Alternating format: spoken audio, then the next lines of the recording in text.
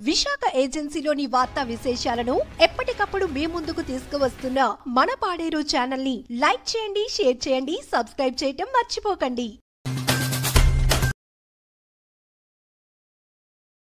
కార్యక్రమంకి ముఖ్యంగా ఈ AP skill development authority నుంచి వచ్చిన సిబ్బందులు అండ్ మన జిల్లా డిస్ట్రిక్ట్ స్కిల్ డెవలప్మెంట్ అధికారి ప్లస్ ఇక్కడ గౌరవనీయులు గిరీశ్వరి గారు, నాతో పాటు ఉంటున్న వేదికలు ఉంటున్న పెద్దలందరికీ కూడా నమస్కారం. I welcome all the HRs from different 28 సంవత్సరాల నుంచి వాళ్ళు రావడం జరిగింది. ఇవాళ కూడా దాదాపుగా ఒక 1000 వరకు expecting unemployed youths to participate. So ప్రధానంగా ఈ జాబ్ మేళాని ముఖ్య ఉద్దేశం ఏమంటే మీకున్న ఎక్స్పెక్టేషన్స్. ఇప్పుడు ఎవరెవరో అన్ఎంప్లాయిడ్ యువతులుగా మీరు ఇంట్లో ఏదైనా ఒక చదివి కొన్ని స్కిల్ డెవలప్మెంట్ కార్యక్రమాలు అటెండ్ చేసేసి ఖాళీగా ఉంటున్న యువతులకి వాళ్ళు ఎక్స్పెక్టేషన్స్ ప్లస్ ఈ కంపెనీస్ వివిధ కార్పొరేట్ సంస్థల్లో వాళ్ళకి కావాల్సిన మ్యాన్ పవర్, ఈ ఎక్స్పెక్టేషన్స్ రెండు మ్యాచ్ చేయడానికి ఒక వేదికగా ఈ మెగా జాబ్ మేళాస్ కండక్ట్ చేయడం జరుగుతుంది. సో ఇప్పుడు ఐ థింక్ హెచ్ఆర్ వాళ్ళు చెప్పడం అంటే కన్సిస్టెంట్గా your skills perhaps it's not very important. మీ ఫ్రెషర్స్గా మిమ్మల్ని రిక్రూట్ చేసినప్పుడు మీకు కొన్ని బేసిక్ స్కిల్ సెట్స్ వాళ్ళకి ఉంటే సరిపోతుంది. స్కిల్ సెట్ మంచి ఒక యాటిట్యూడ్ ఉంటే సరిపోతుంది. విత్ మినిమల్ ఇంటర్వెన్షన్ మీకు కావాల్సిన స్కిల్ సెట్స్ వాళ్ళు ఆన్ ద జాబ్ ట్రైనింగ్లో కానీ ఒక ఇంటర్న్షిప్లు కానీ ఆర్ 1 or 2 monthsలో అది ఈజీగా మీకు నేర్పించడానికి వాళ్ళకి అన్ని ఎక్స్పర్టైజ్ ఉన్నాయి. బట్ ఈ ముఖ్యంగా ఏదో ఒక జాబ్ ఎంప్లాయ్మెంట్లో వెళ్ళాలంటే దానికి వాళ్ళు ముఖ్యంగా అడుగుతున్నది కన్సిస్టెన్సీ పార్ట్. కన్సిస్టెన్సీ అంటే ఒక విషయాలు మీకు చిన్న బాధ్యత ఇస్తే ఆ బాధ్యతల్ని మనం తప్పకుండా అది ఎక్కడ డిబేట్ అవ్వకుండా వాళ్ళు చెప్పిన పద్ధతిలో చెప్పిన డ్యూరేషన్ మనం పర్ఫామ్ చేయగలిగితేనే సరిపోతుంది. That's a very simple expectations. మీ అందరితో మీ ఎక్స్పెక్టేషన్స్ ఏంటిని కూడా చెప్పడం జరుగుతుంది. ఎందుకంటే ఇప్పుడు మీరు ఈ ఊర్లో పాడేరులో కానీ ఇక్కడ ఉంటున్న లొకేషన్స్లో ఉండి ఏదైనా పని చేస్తే మీకు ఉంటున్న ఖర్చులు కాకుండా మీ సేవింగ్స్ మీ తల్లిదండ్రులకి కావాల్సిన శాలరీ మినిమం 15,000. ఇదే వైజాగ్ ఆర్ ఎనీ అదర్ సిటీస్కి వెళ్తున్నప్పుడు మినిమం దాంట్లో ఒక 7,000 to 10,000 రూపీస్ మనం ఇంక్రీజ్ చేయాల్సిన పరిస్థితి ఉంటుంది. 25,000 to 30,000 కావాల్సి ఉంటుంది.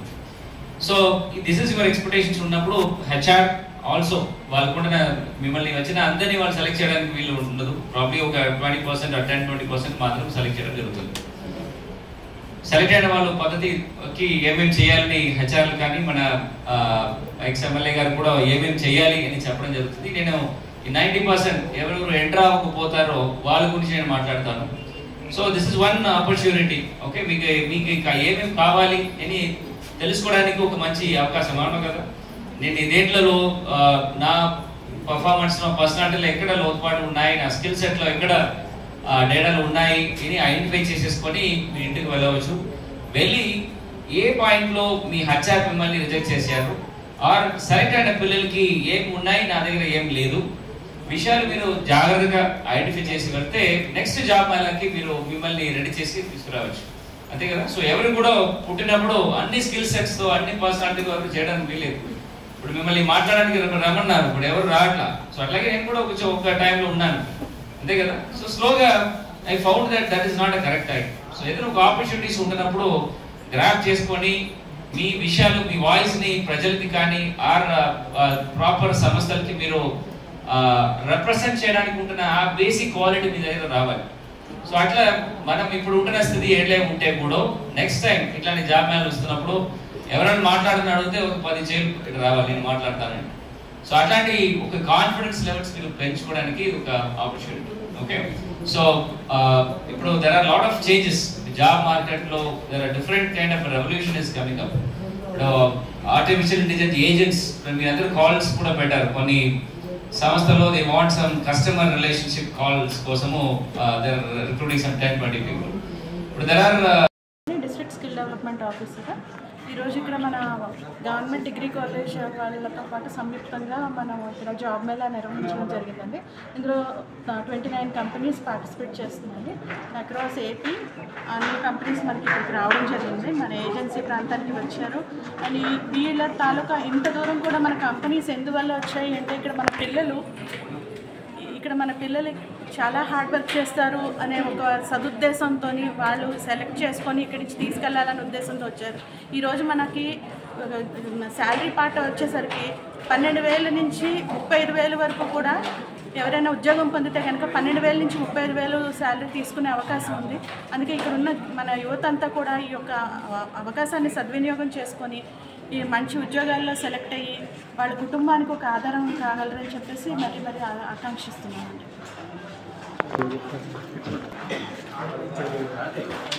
త్వరలోనే మనం 24వ తారీఖున రంపచోడవరం అసెంబ్లీ కాన్స్టిట్యుయెన్సీకి సంబంధించి అక్కడ ఒక గవర్నమెంట్ జూనియర్ కాలేజ్లో కూడా ఇలాంటి మెగా జాబ్ మేళా నిర్వహించడం జరుగుతుంది.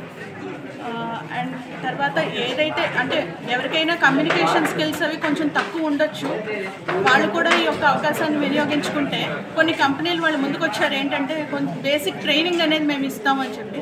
మనకి రీసెంట్గా మనకి గవర్నమెంట్ అనౌన్స్ చేసినట్టు ఏదైతే స్కిల్లింగ్ అనేది ఉంటుందో ఆ స్కిల్ డెవలప్మెంట్ అనేది మనం డిగ్రీతో పాటే వాళ్ళకి ఇన్కల్కేట్ చేయాలి. సో దట్ వాళ్ళు ఇక్కడి నుంచే నైపుణ్యం అనేది పొంది వాళ్ళు ఒక ఉద్యోగానికి ప్రిపేర్ అయ్యి అంటే ప్రిపేర్డ్నెస్ ఆఫ్ జాబ్ ప్రిపేర్డ్నెస్ అంటాం అది అనేది ఇక్కడి నుంచే జరిగి వాళ్ళు డైరెక్ట్గా ఉద్యోగానికి వెళ్తారు అనే ఉద్దేశంతో స్కిల్లింగ్ అనేది మనకి డిగ్రీ కాలేజ్ నుంచి స్టార్ట్ చేయమని ఆదేశాలు ఇచ్చారు.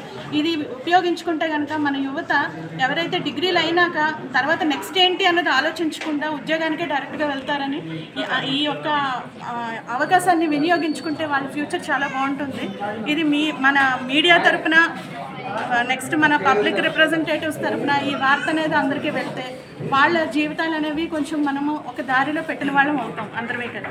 థ్యాంక్ యూ అండి. ఉన్నారు వాళ్ళతో మీరు కన్సల్ట్ అవ్వచ్చు. లేదన్నట్లయితే మీకు ఆధార్ నెంబర్ లేదు సార్ మా దగ్గర ఫోన్ లేదనుకుంటే ఆఫ్లైన్ రిజిస్ట్రేషన్ చేసుకోండి. మీరు ఏదైతే పాస్వర్డ్ ఇస్తున్నారో ఆ పాస్వర్డ్ మీ మైండ్లో ఉంచుకోవాలి. మీరు అప్లై చేసేటప్పుడు పాస్వర్డ్ క్రియేట్ చేస్తారు కదా, పాస్వర్డ్ మ్యాండేటరీ. మీరు యూజర్ నేమ్ మీ ఫోన్ నెంబరు పాస్వర్డ్ మీరు ఏదైతే ఇచ్చారో దాంతో లాగిన్ అవ్వాలి. సిటిజన్ లాగిన్లో అవ్వాలి. అడ్మినిస్ట్రేషన్లో కానీ ట్రైనర్ లాగిన్లో కానీ చేయకూడదు. ఓన్లీ సిటిజన్ మాత్రమే మీరు యూజ్ చేయాలి.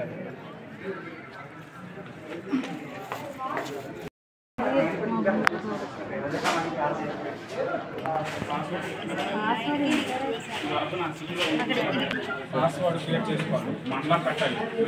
కాంపిటీషన్ పెట్టాలి. సిటీయా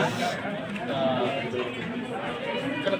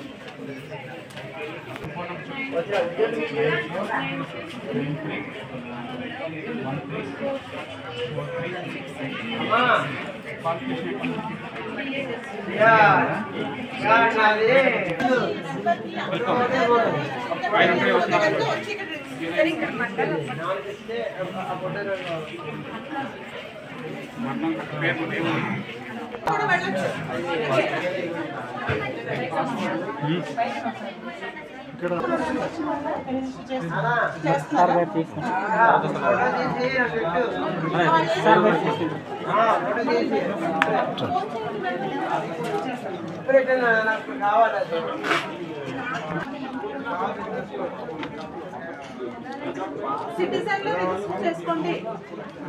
సిటిజన్లోనే చేస్తున్నారా?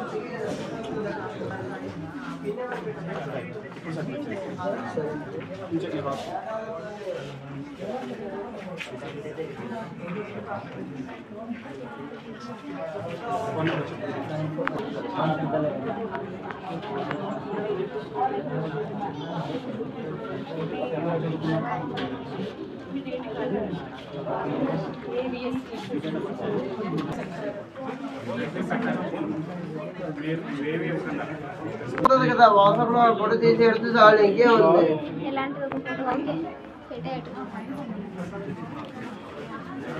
అందులోనే ఫోటో ఉంది చూడు, అందులో అదే లాగా ఉంది.